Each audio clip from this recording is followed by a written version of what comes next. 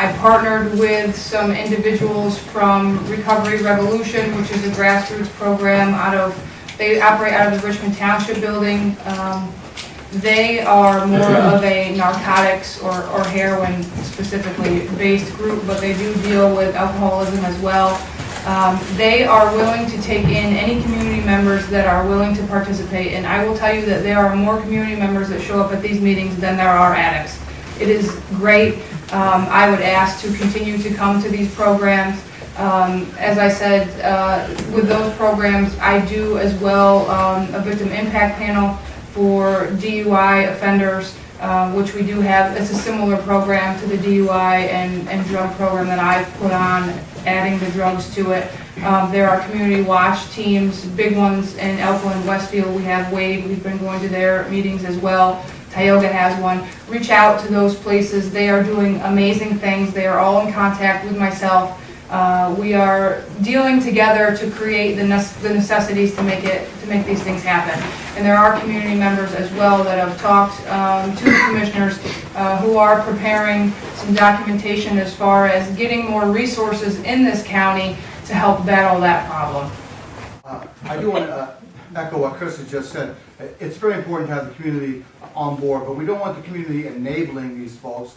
The idea of the drug court, I don't know if you're familiar, is to first you stop these folks, then you have strict supervision. They're brought in twice a month, every other week, and they have to show that they've been attending these programs that Chris was talking about, either 12-step programs or recovery programs or individual counseling, and showing that they're doing their community service and getting looking for employment, maintaining stable housing, and staying clean, and regular urinalysis. If they violate, they're held accountable. There's consequences for actions. If they can continue to do well for an entire year, then they matriculate from the process and they're freed from that type of supervision, but not freed from regular supervision. I think the community is well aware that Tioga County now has many 12-step programs around the county. There's over 20 to 25 meetings per week in this county. We can encourage all those who are having problems to either go to the Recovery Revolution folks, the WADE folks, or go to the AA meetings or the NA meetings. They're everywhere in the county. Every small community has an AA or an NA meeting. If you have a family member, and I deal a lot with parents or grandparents of addicts and alcoholics who just don't know what to do because the victims of these crimes is usually the family. It's usually the parents and the grandparents who have their guns, their four-wheelers, their motorcycles, their TVs taken out of their houses and stolen. The families need to understand that there's an outlet for them too. Al-Anon is a great resource for families of people suffering from this horrible disease. But we need to do something. I really think we need to have a drug court in this county.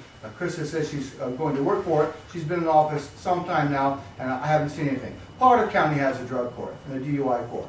Why can't Tioga County have one? Right down the road in Lycoming County has one of the best in the state.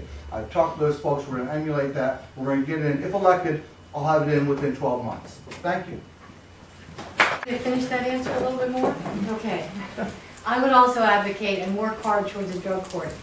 Tommy had mentioned the drug court down in Lycoming County. I was on the board of the drug court down in Lycoming County. So I know the workings, how it does it, and how it's to be brought about. If I were district attorney, I would work hard to bring that drug court into this county and get the people working for that. The drug court is a special supervised program for the individual addicts. There are other programs too that also could be utilized in this county. There's Teen Challenge that helps kids that are, it's a Christian-based drug recovery center that takes the children, younger kids usually in their 19, 20, 21, and works with them for about 14 months with their addictions. And that's a very good program. There's Wings of Life down in for our state prison for women. There's the State Intermediate Punishment Program, which is a 10-month drug program for individuals, intensive drug programs that they would work on that while they were in the jail, and then go on to a halfway program after that. There are a lot of programs available for us out there not being utilized. I've worked to get them utilized, to use the money that the state advocates for these people and get them working so they're educated, and then they will learn, not to come back and do the same. Thank you.